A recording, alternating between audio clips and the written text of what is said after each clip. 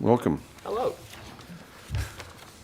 I've got a few questions specifically relating to some of the commitments made by Minister Halen in relation to the boating industry.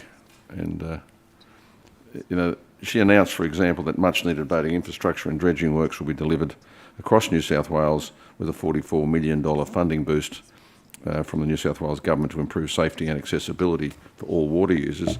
And the program will allocate $28 million toward public boating amenities over 4 years and $16 million for dredging in key locations across New South Wales coast boating infrastructure maintenance.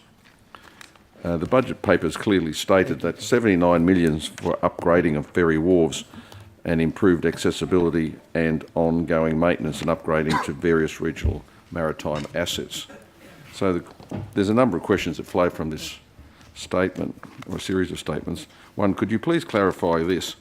Is $35 million allocated for the upgrading of Ferry Wharves and the remaining $44 million to be used as announced by Minister Halen, or is there a different allocation and division? It's a very good question. The information that I can provide is, you are right to say that we have put aside additional money here for Ferry Wharves, and equally the use of the particular funds generally supports this as well. The specific question that you've asked about the distinction between the 44 and the 35, do you mind if I just check if we've got any further information? No, absolutely, please.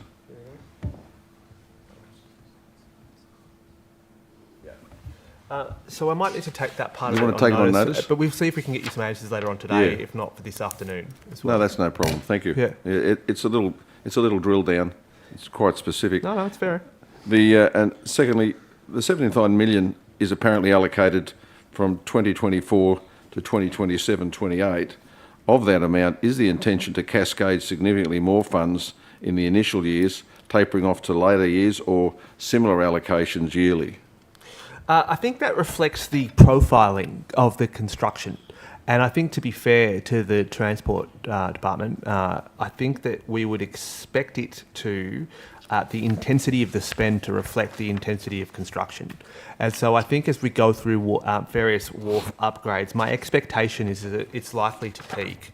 And then, as happens on the capital side of the budget, often with capital projects, is that the outflows match basically. So what you're saying, it's going to be spaced in accordance with capital allocation and expenditure for those capital items as they come along. That's my expectation. I don't know if the Secretary has any further detail on that. I don't, I'm afraid. But I think that's a reasonable expectation for generally the capital side of the budget. But again, we're happy to see what we can find you any additional information. You might just be able to clarify that. But I should just make the point, that's just for the capital side of the budget. You're quite right to say on the recurrent side of the budget, it's far more likely to be an even spend. Yep, sure.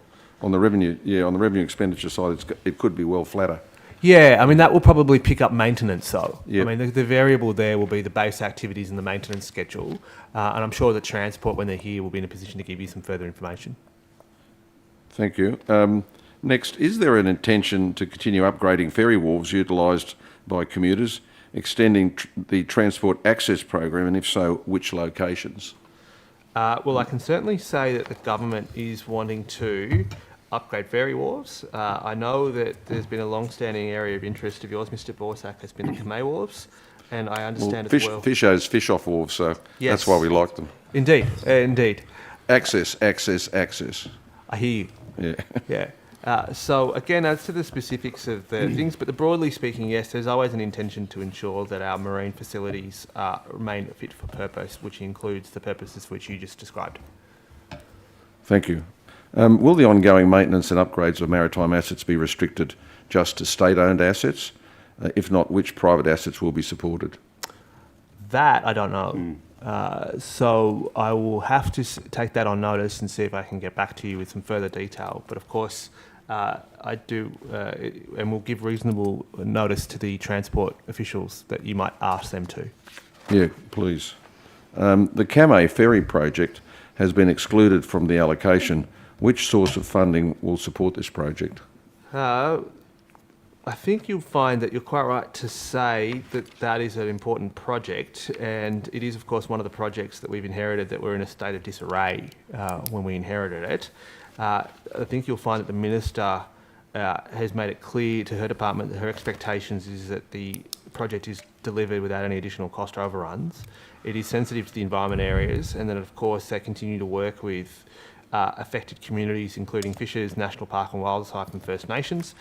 I think that the best information I have, Mr. Borsak, is that an EOI process is underway now to test the market for an interest in a future ferry service that has the potential to operate between La Perouse and Kurnell on either side of the ocean entrance to Botany Bay, and that construction of the wharves have started in July 2023. It is due for completion later on 2024.